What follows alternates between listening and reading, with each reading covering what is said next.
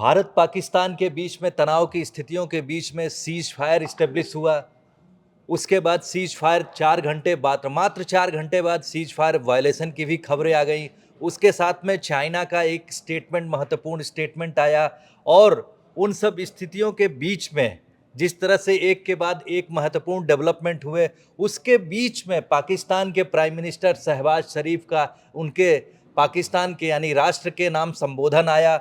उसमें कुछ उन्होंने ऐसी बातें कही जिसका जिक्र जो है हम सुशांत जी के साथ में उसके उन उन बातों का मतलब निकालने की कोशिश करेंगे। सुशांत जी, उनके जो कुछ की पॉइंट्स थे उसके बारे में दर्शकों को बताइए। अरुण जी, बहुत बहुत धन्यवाद। आपने एक बार फिर से मुझे यहाँ पर बुलाया और मैं आपको बता दूं कि जैसे डॉक्टर की राइटिंग समझना मुश्किल होता है, ऐसे ही शहबाज शरीफ क्या बोल रहे हैं ये समझना बड़ा मुश्किल काम है। वो गोल गोल जलेबी की तरह बात को घुमा रहे थे, जैसे उनका देश पाकिस्तान आतंकवाद को समर्थन देता है या नहीं, इस बात को गोल गोल जलेबी की तरह घुमा देता है। उन्होंने अपनी पूरे संबोधन में, राष्ट्र के नाम पर संबोधन था, वो जाने क्या बोल रहे थे। वो धन्यवाद दे रहे थे चीन का, वो धन्यवाद दे रहे थे यूएई का, वो धन्यवाद दे रहे थे तुर्की का। अरे भाई, साफ साफ बोलो कि तुमको हथियार दिए हैं, तुमको ऐसा असला दिया है कि तुम भारत में निर्दोष लोगों की जान लेने के लिए उतारू हो सको। उन्होंने तुम्हें लड़ने का पैसा दिया है, ये सब उन्होंने नहीं बोला। तो ये मैंने सुना। दूसरी बात ये, उन्होंने ये माना कि भारत के हमले में उनके कई जवानों की जान गई। ये बात उन्होंने स्वीकार की। फाइनली पाकिस्तान ने माना कि उनके वहां पर भारत ने हमला किया था, वरना वो तो ये मानने को ही तैयार नहीं थे। और उन्होंने मुनीर साहब, अपने सेना अध्यक्ष की भी उन्होंने तारीफ की।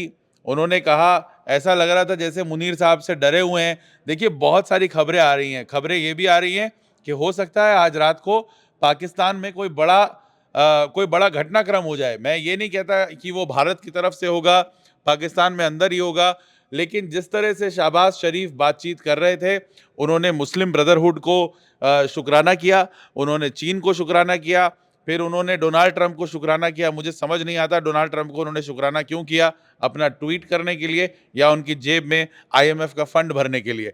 जिस भी चीज़ के लिए उन्होंने ये शुक्राना किया, शहबाज शरीफ, मैं आपको बता दूं कि आप जिस वक्त ये शुक्राना कर रहे थे, एक तो ये रिकॉर्डेड वीडियो था। अच्छा, रिकॉर्डेड वीडियो की बात कही तो मैं आपसे पूछना चाहूंगा, जिस तरह से उनकी बॉडी लैंग्वेज थी, सहज नहीं दिख रहे थे। और क्या आपको ऐसा लग रहा था कि उनका जो जो इस पूरी की पूरी स्पीच है वो एक एडिटेड वर्जन थी? देखिए, एडिटेड, उसमें बीच बीच में कट लगे हुए थे। अब देखिए, रट के आना उनके लिए संभव है नहीं। और मैंने आपसे कहा था, वो इतना बड़ा ट्वीट उन्होंने किसी से लिखवाया होगा, खुद उनसे लिखा नहीं गया होगा। जाहिर सी बात है। ये पाकिस्तानी प्रधानमंत्री क्या कहना चाहते थे ये बात तो स्पष्ट नहीं थी, लेकिन उन्होंने अपने समर्थकों का, पाकिस्तान के समर्थकों का, पाकिस्तान की आवाम का, पाकिस्तान की सेना का शुक्राना किया। और उन्होंने धीरे से एक बात कही कि हम चाहते हैं कि हम ऐसा मानते हैं कि भारत बातचीत से मसले का हल करेगा। अब ऐसा है कि ये बात आपने कही, जब भी आपने ये मैसेज रिकॉर्ड किया, उसके बाद आपने ये नहीं देखा कि आपकी सेना क्या काम कर रही है। जी। आपकी सेना लगातार सीज फायर को तोड़ रही है। आपकी सेना लगातार भारतीय सीमा में अतिक्रमण कर रही है। आपकी सेना ये कोशिश कर रही है कि किसी तरह से भारत को नुकसान पहुंचा सके। जी। और यहाँ मैं शहबाज शरीफ को एक बात बताना चाहता हूं कि शहबाज जी, कभी आप अगर हिंदुस्तान मेहमान के तौर पर आए, अब तो आ नहीं पाएंगे क्योंकि शराफत आपने छोड़ दी है, लेकिन कभी अगर आप आए तो आपको बता देते हैं कि गोभी नान चूर चूर, आपका घमंड भी चूर चूर करके दिखाएगी भारतीय सेना। आप ये अभी देखिएगा। आप अपने जो घमंड चूर करने, घमंड उसका चूर होता है जिसके पर्सनालिटी में मद हो, जी। घमंड हो। लेकिन आपने ऐसा महसूस नहीं किया कि जिस ढंग से उनकी बॉडी लैंग्वेज थी, जिस ढंग से वो बात कर रहे थे, लग रहा था जैसे पीछे से कोई उनको कंट्रोल कर रहा हो कि आपको इसी तरह से बात करनी है। कहीं ऐसा तो नहीं कि दूसरा फैक्शन हावी हो गया हो और उनसे जो है ये डॉक्टर्ड स्पीच करवाई जा देखिए, रही मैं है? आपसे शुरू से अरुण जी कहता आया हूं, जी। पाकिस्तान अपने कंट्रोल में नहीं है। जी। वहां की सरकार को आतंकवाद कंट्रोल करता है, इस बात पर भारत ने हमेशा जोर दिया है। मैं भारत का जिम्मेदार नागरिक होने के नाते, इन्फॉर्म्ड नागरिक होने के नाते कह रहा हूं कि पाकिस्तान में आतंकवाद का पलड़ा भारी है। वो मुझसे भी ज्यादा भारी है अरुण जी। और पाकिस्तान का पलड़ा एक तरफ झुक इसलिए रहा है क्योंकि ये जो सारे देश उसको समर्थन देने पे उतारू है ना, कि मतलब किसी भी तरह से ले समर्थन हमारा, वो कह रहा है मुझे चाहिए भी नहीं, वो नहीं हमारा समर्थन तुम ले लो। ये क्यों हो रहा है? क्योंकि उनको वो 8,000 करोड़ रुपए दिखाई दे रहे हैं जो आईएमएफ से इनको मिले हैं। किसी को अपना अपना शेयर चाहिए, जिस दिन पैसा खत्म और दोस्ती भी खत्म। आपने कहा कि आतंकवाद का पलड़ा भारी है, तो जी। मैं इस बीच में आपकी बात को आगे बढ़ाते हुए कहूंगा कि जो 7 मई को जो भारत ने जो एक जो प्रिसीजन स्ट्राइक किया था, वहां के 9 जगहों पर 5 पीओजेको की जगह थी और 9 वहां के पाकिस्तान के पंजाब प्रोविंस में, तो भारत ने कोशिश की उस भार को कम करने की, ताकि आतंकवाद का जो भार है, उनके जो टेरर कैंप्स हैं, उनका वजन थोड़ा वहां से कम हो जाए। देखिए, ऐसा था कि भारत ने हमेशा संयमित प्रतिक्रिया दिखाई है। जी। क्या है कि अब भारत जानता है कि पाकिस्तान जो है वो हमारे से ही अलग होकर बना हुआ देश है। तो अक्सर वो होता है ना कि जिसको माँ ने जिस बच्चे को जना, पिता अपने बेटे से कभी भी इतना क्रूर नहीं हो सकता कि उसको नेस्त नाबूद कर दे, उसको खत्म कर दे। तो भारत ने हमेशा पाकिस्तान के ऊपर इतनी दया दिखाई है। हमने उन सारे इलाकों में हमला किया जहां जैश और लश्कर, ये दो आतंकवादी संगठन जी। दुर्दांत संगठन है। और क्यों इनको पूरा विश्व जानता है कि ये आतंकवादी संगठन है। पाकिस्तान इनको सोशल वर्कर कहता है। आप पाकिस्तान में पूछिए कि आप मसूद अजहर को क्या मानते हैं, कहते हैं सोशल वर्कर हैं। आप उनसे पूछिए कि वो जैश के जो चीफ हैं उनको वो क्या मानते हैं, तो वो कहते हैं अरे ये तो हमारे यहाँ पर सोशल इन्फ्लुएंसर हैं। अब बताइए, इन्फ्लुएंसर की आतंकवादी को इन्फ्लुएंसर बना दे, ऐसा देश है मेरा। तो सुनिए, इस तरह की इंटरेस्टिंग बातचीत के बीच में एक प्रश्न और आपके लिए आ गया है। जी। वो प्रश्न ये है कि सीज फायर वायलेंस के बाद क्या इंडिया पाकिस्तान के बीच बातचीत से हल निकल सकता है?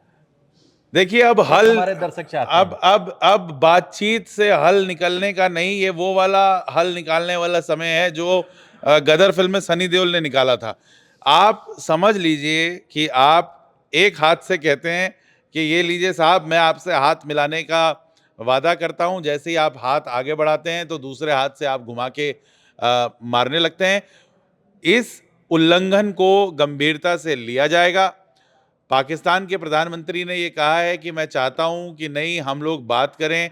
फिलहाल किसी तरह के ड्रोन हमले की खबर आ नहीं रही है।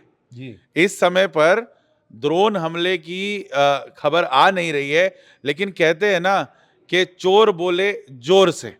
तो पाकिस्तान के प्रधानमंत्री शहबाज शरीफ ने यह भी कहा कि भारत ने हम पर मिसाइलें दागी। बताइए, उन्होंने कहा कि भारत ने हम पर युद्ध थोपा। अरे युद्ध थोपा नहीं जाता है, युद्ध किया जाता है भैया। या तो युद्ध करो, और जो आप छिप छिप के कायराना वार करते हो वो हमारे ऊपर युद्ध थोपना नहीं है।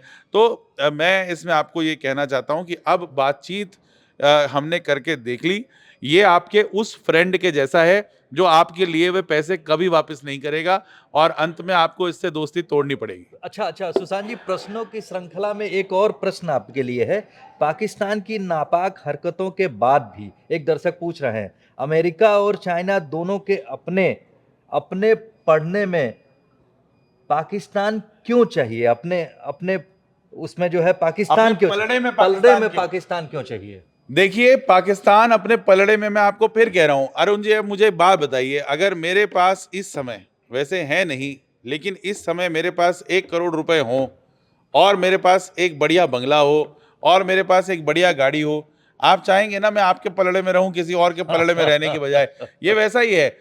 राष्ट्र जितने भी हैं उन्होंने आईएमएफ से नया नया पैसा रिलीज हुआ है। अभी अभी तो पाकिस्तान अमीर हुआ है। जिनके पास आटा दाल चावल खाने की लाले पड़े हुए थे, जो राशन की लाइनों में लग रहे थे लोग, उनको अचानक से 8,000 करोड़ रुपए मिले हैं। तो चील कौए आसपास जुटेंगे ही। ये जो देश हैं, ये भारत के मित्र देश होने का नाटक तो करते हैं, लेकिन भैया सबसे बड़ा रुपया, तो उस रुपये के लिए पाकिस्तान को समर्थन दिए जा रहे हैं। चीन का कारण अलग है, मैं समझता हूं। देखिए, इसमें मैं आई रिस्पेक्ट चीन फॉर दिस।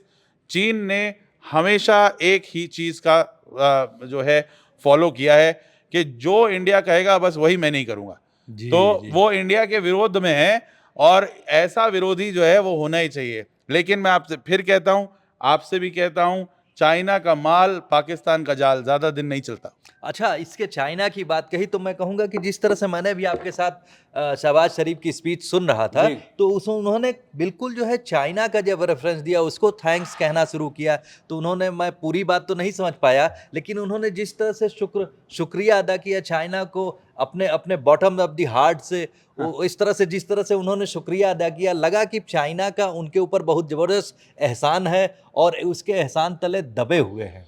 देखिए चाइना का उनके, मैं आपको बताऊं, आपने कभी अगर चाइनीज खाना खाया हो तो चाइना का पाकिस्तान में वही रोल है जो मंचूरियन के अंदर मंचूरियन बॉल्स का होता है। ग्रेवी आप निकाल भी देंगे तो कोई मतलब नहीं है। मंचूरियन बॉल्स जो हैं वही चाइना है उनके लिए, वही चाइना ही उनके लिए सब कुछ है।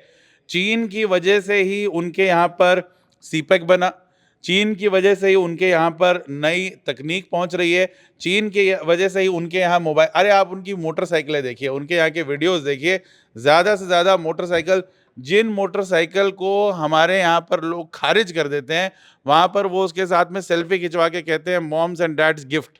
क्या बात कही! अच्छा, आपकी बातों को बड़ी गंभीरता से सुनते हुए एक और दर्शक ने आपसे एक प्रश्न पूछा है, आशीष हैं। आशीष ने पूछा है कि अगर Pakistan seize fire violation deny करता है, तो क्या आईएमएफ अपना फंड वापस लेगा?